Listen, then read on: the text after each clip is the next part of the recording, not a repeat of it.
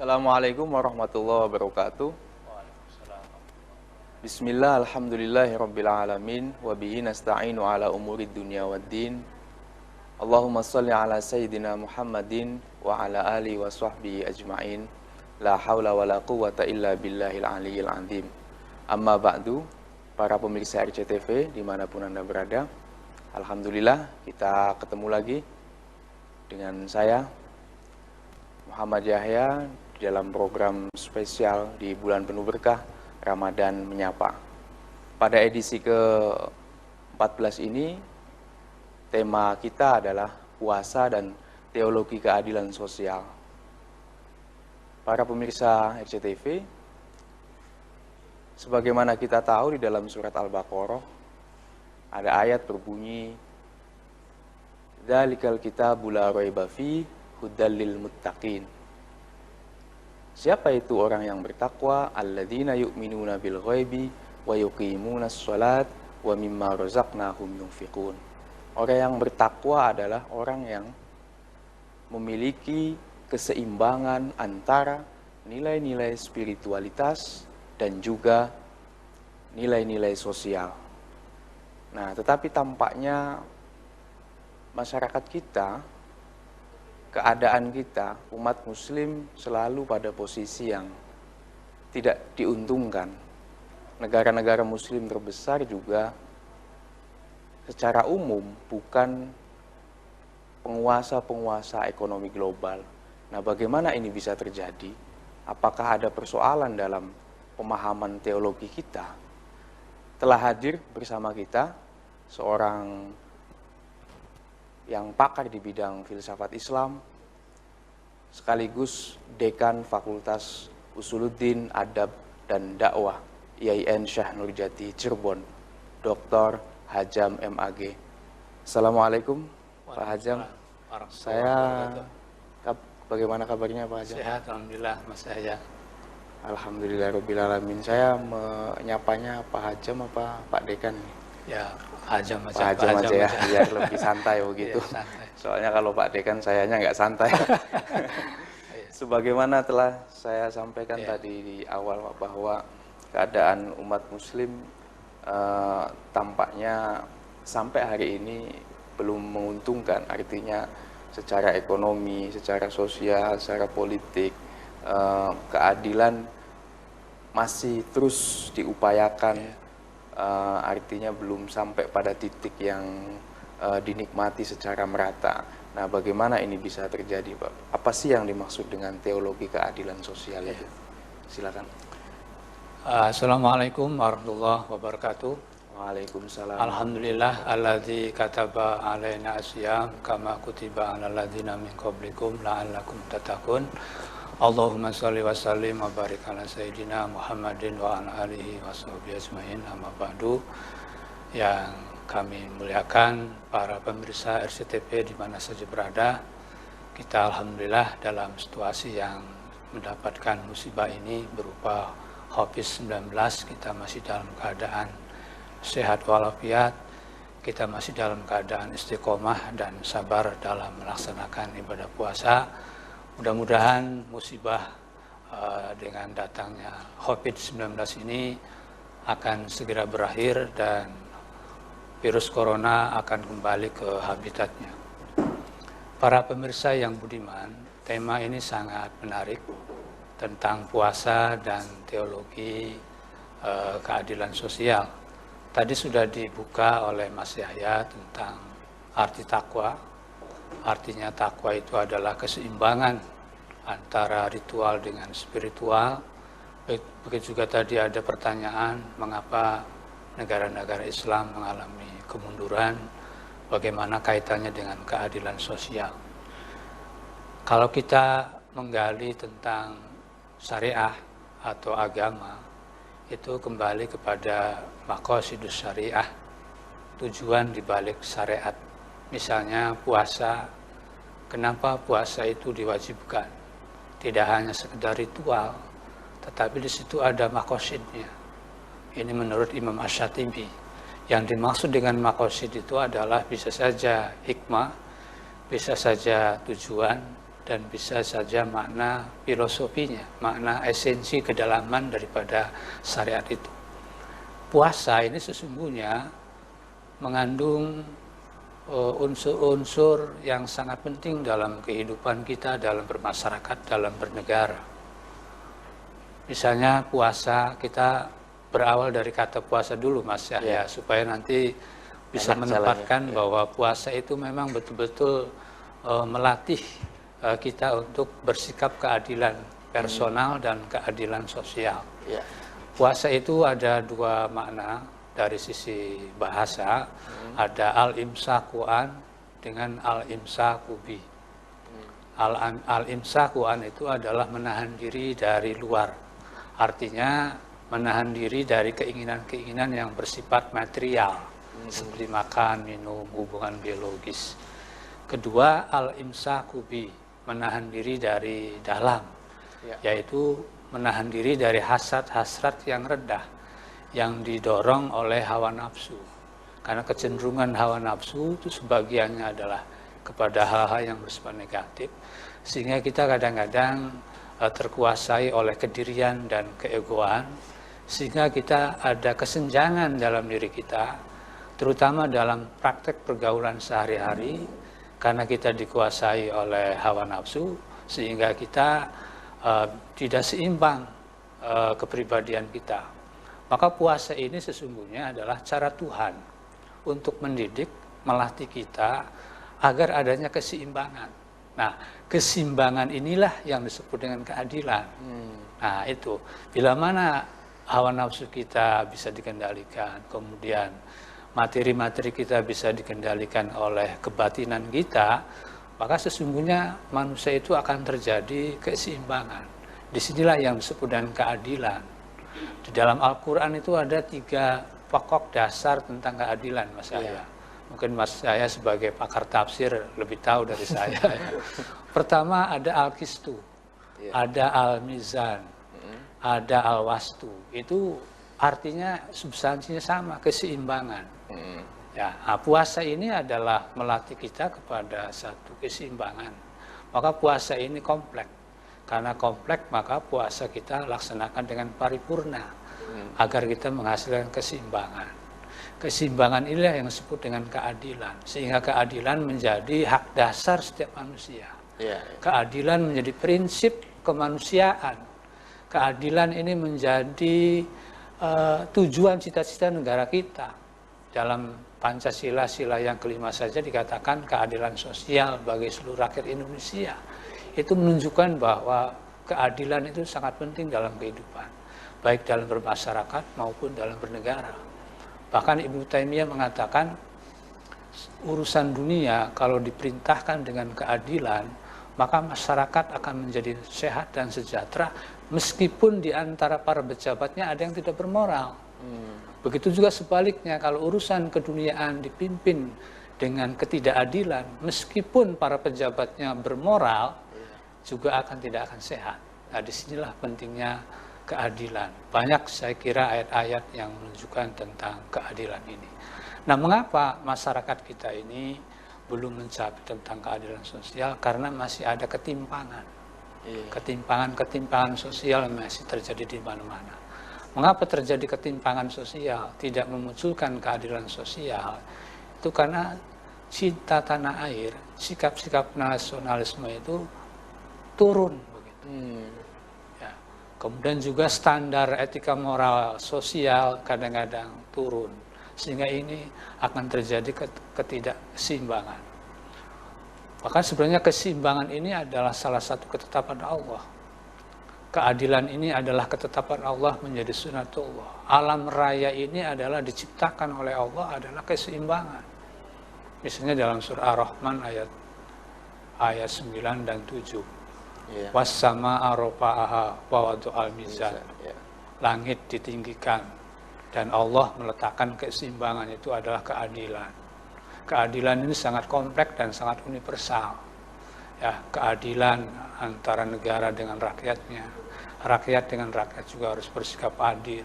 Di dalam rumah tangga juga harus ada keadilan, ada kesetaraan. Sehingga keadilan itu adalah menciptakan sistem kehidupan yang moderasi dan toleransi. Nah, puasa ini adalah sesungguhnya satu pendidikan sebagai madrasah agar kita itu hidup dalam keseimbangan. Puasa itu adalah mengajarkan kepada kita kepada keseimbangan. Bila mana tidak ada keseimbangan, maka puasa kita ini gagal. Kata Nabi Muhammad SAW kan, kamin shaimin laisa lahu min syamihi ilal atas walju. Betapa banyak orang yang berpuasa tapi tidak bernilai apa-apa kecuali dapat haus dan dahaga. Itu berarti karena puasanya adalah hanya mengedepankan ritual, tapi belum menyentuh kepada aspek-aspek spiritual dan sekaligus juga aspek sosial. Nah, itu saya kira sebagai pengantar daripada Mutiara Hikmah sore ini, mudah-mudahan bermanfaat. Kami persilakan kepada Mas Arya untuk barangkali ada yang perlu ditanyakan atau ada tambahan. Ya, baik, Pak. Oke, tadi kan bahwa kehidupan yang moderat, kehidupan yang toleran itu adalah buah dari keseimbangan. Nah, bagaimana menghubungkan hal ini, Pak? Artinya bahwa satu sisi dia memiliki keseimbangan antara spiritual dan sosial, tetapi juga satu sisi lain dia punya cara pandang yang moderat dan toleran tadi. Nah, ini menghubungkannya seperti apa? Sebab banyak juga ternyata orang-orang yang tatanan spiritualnya tinggi tetapi cara pandang keagamanya sangat eksklusif misalnya. Ya, pertanyaan menarik. Kembali kepada pemahaman keagamaan kita, Mas Yahya. Kita dalam bersyariah, dalam beragama itu perlu 3 hal saya kira. Pertama adalah penghayatan, yang kedua adalah pengamalan dan pengalaman. Saya kira ini. Yang kedua adalah perlu kita kembali kepada pemahaman keagamaan kita itu tadi. Mengapa kita tidak sampai kepada wilayah-wilayah keseimbangan tadi, tidak menyentuh kepada hal-hal yang sosial? Itu karena kita pemahaman terhadap agama itu masih mono, masih parsial, masih rigid, masih tekstual. Padahal pemahaman tentang agama itu sesungguhnya adalah ujung-ujungnya adalah kemanusiaan. Misalnya dalam agama itu fungsinya memanusiakan manusia. Atau dalam teologi pembebasan itu adalah bagaimana ta'muruna bil ma'ruf wa tanhauna 'anil munkar itu kan, ta'muruna bil ma'ruf itu humanisasi kan. Tanhauna 'anil munkar itu adalah liberalisasi, itu membebaskan manusia dari keterpurukan. Jadi kembali kepada pemahaman terhadap agama sehingga nanti kita dalam satu tarikan nafas pada saat kita sedang berpuasa, satu tarikan nafas bagaimana memberikan perhatian kepada sesama manusia. Inilah keseimbangan itu. Oke. Baik, nanti kita lanjutkan diskusinya. Menarik sekali Pak Hajam, apa yang kita bicarakan pada sore hari ini. Setelah kita akan kembali pemirsa setelah komersial berikut ini.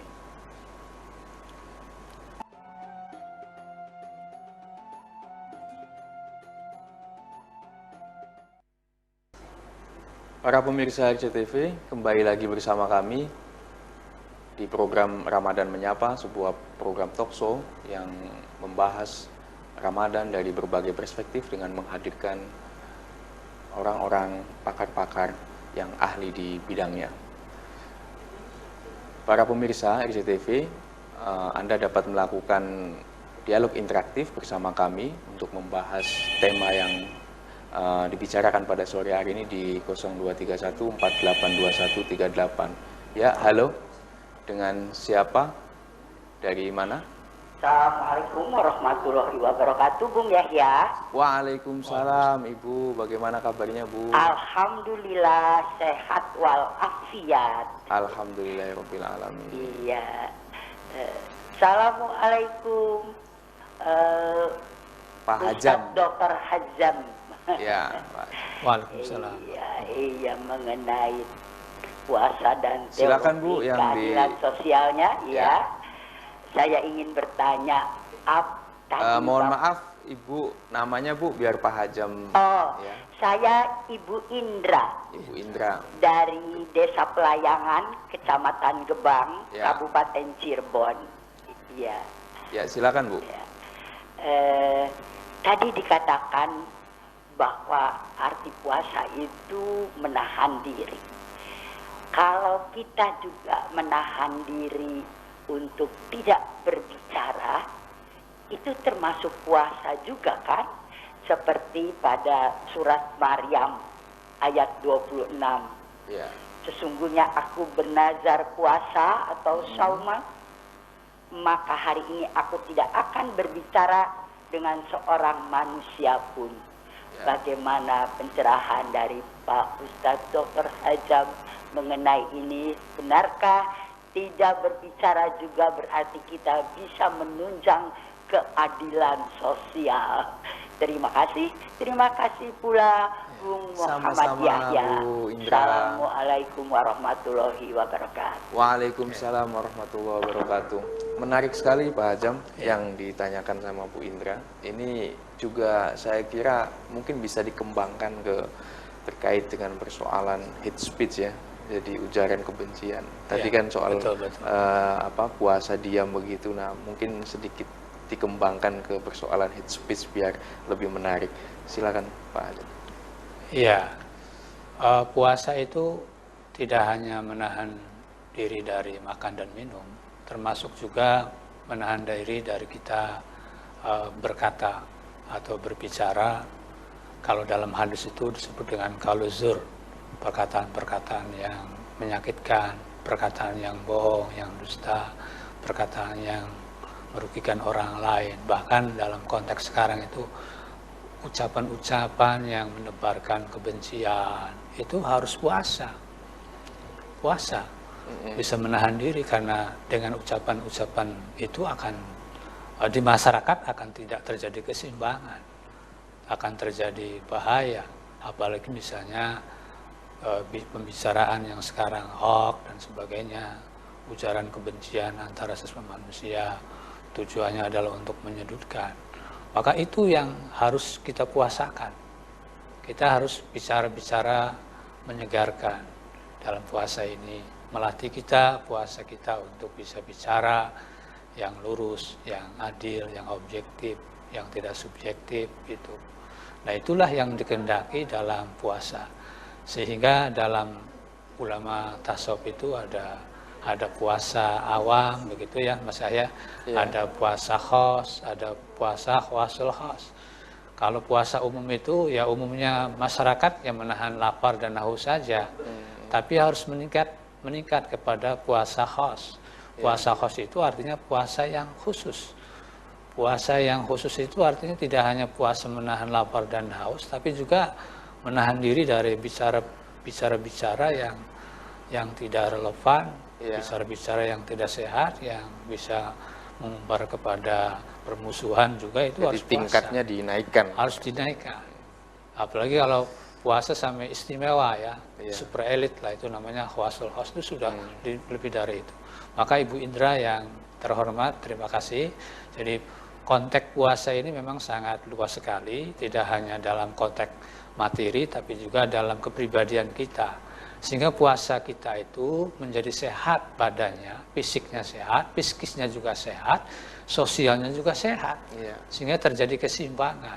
Kalau kita mengeluarkan perkataan-perkataan yang tidak baik atau kaluzur, apalagi umbaran-umbaran kebencian dengan satu kelompok dengan kelompok yang lain, itu maka tidak akan terjadi keseimbangan di satu masyarakat atau di rumah tangga, apalagi dalam konteks negara dan bangsa. Saya kira jawabannya seperti itu, Bu Indra. Terima kasih. Mohon maaf kalau nggak puas jawabannya. Ya, oke. Mungkin kita sambil nunggu line telepon berikutnya. Ini Pak Hajam, jadi di masyarakat kita itu kan seringkali kita melihat bahwa tadi ya, bahwa spiritualitas pribadi itu banyak lebih ditonjolkannya, lebih menjadi prioritas daripada peningkatan spiritualitas sosial begitu. Jadi Nah, bagaimana sih cara kita itu menumbuhkan kepedulian sosial, apalagi ini di tengah pandemi, Pak ya. Ya. Jadi mungkin sebelum pandemi kita melihat banyak orang umroh berkali-kali, tetapi tetangganya misalnya putus sekolah, Ya. bahkan pengangguran, bahkan mohon maaf tidak mampu misalnya. Nah, bagaimana sih triknya menumbuhkan diri supaya kita itu memiliki kepekaan sosial yang kuat? Mangga Pak Ajeng. Ya, yaitu kembali kepada jati diri puasa kita, bahwa puasa kita itu punya dua dimensi, dimensi pribadi dan dimensi sosial. Dimensi sosial dalam pikiran dan hati kita itu memiliki rasa sensitivitas atau memiliki kesadaran. Pada saat kita dalam kondisi yang lapar atau dalam kondisi yang tidak punya apa-apa, maka kita akan timbul kesadaran, timbul sensitivitas kepada orang-orang yang di sekitar yang memerlukan kita. Maka di sini terjadi hubungan yang paralel antara ibadah yang bersifat pribadi dengan yang bersifat sosial. Untuk menumbuhkannya yaitu memiliki kesadaran, ya, sensitivitas, dan kita tidak hanya memusatkan kepada ego diri kita, tapi juga kita harus menengok ke kanan dan ke kiri. Pada saat kita berpuasa, kita melirik ke kanan ke kiri, apalagi sekarang di situasi yang sedang mendapatkan cobaan, pengangguran, dan sebagainya akibat virus ini, justru menambahkan semangat kita untuk memiliki sifat sensitivitas terhadap lingkungan, terhadap sosial. Dan itulah ruh daripada agama. Pada saat kita sholat, pada saat kita ibadah, itu rasa solidaritas, rasa kemanusiaan muncul. Sholat misalnya kita didahului dengan Allahu Akbar, itu sebagai bentuk vertikal. Di akhir sholat itu adalah kita menengok ke kanan ke kiri, Assalamualaikum warahmatullahi wabarakatuh, itu adalah memiliki sensitivitas begitu kepada kepedulian sosial. Bahkan Nabi mengatakan, malam yahtam bi amril muslimin failasa minni. Barang siapa yang tidak punya kepekaan sosial, tidak ada kepedulian terhadap sesama manusia, maka bukan golonganku, itu kecang. Sehingga kesadaran sosial, kemanusiaan itu menjadi inti daripada agama. Puncak agama itu adalah ihsan itu. Ihsan itu bisa wujudnya adalah kebaikan, bisa sosial, bisa kebaikan-kebaikan yang lain.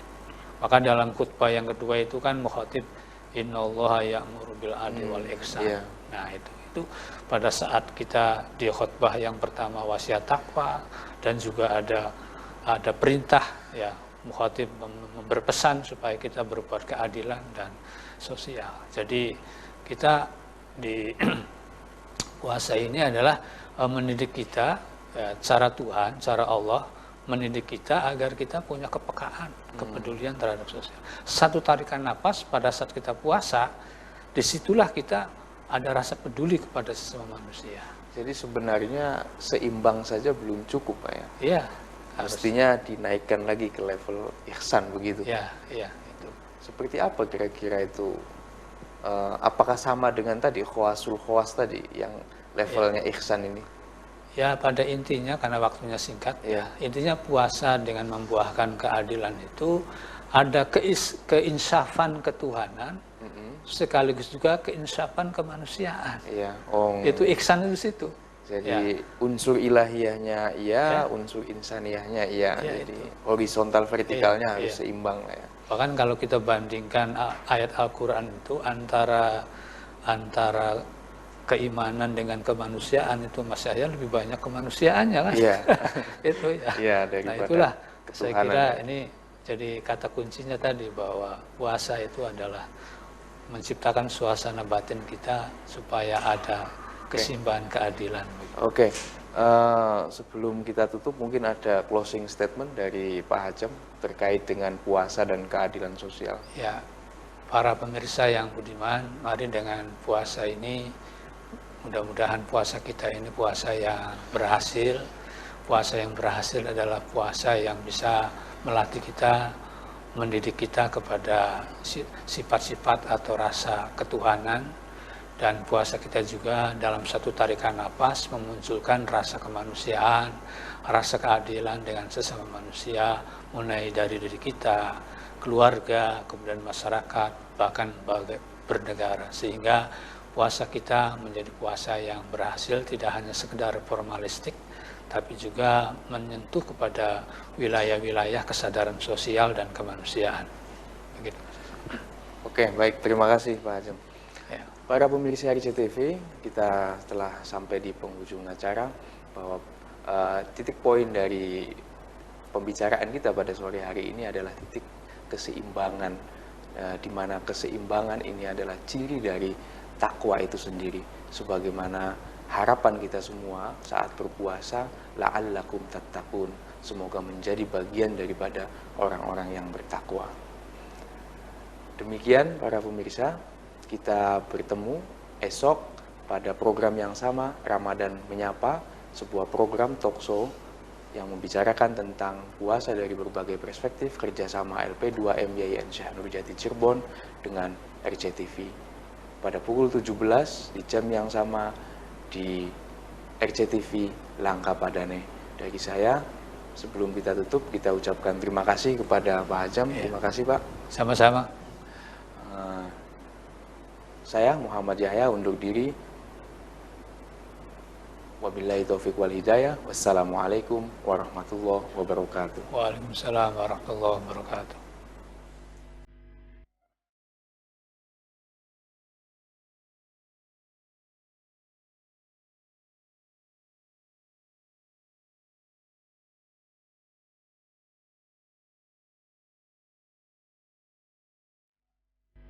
Thank you.